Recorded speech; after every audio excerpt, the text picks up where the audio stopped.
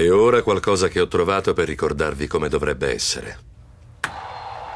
Quando sei ragazzino è facile. Non hai paura di provare, di osare. Lo fai solo perché ti va.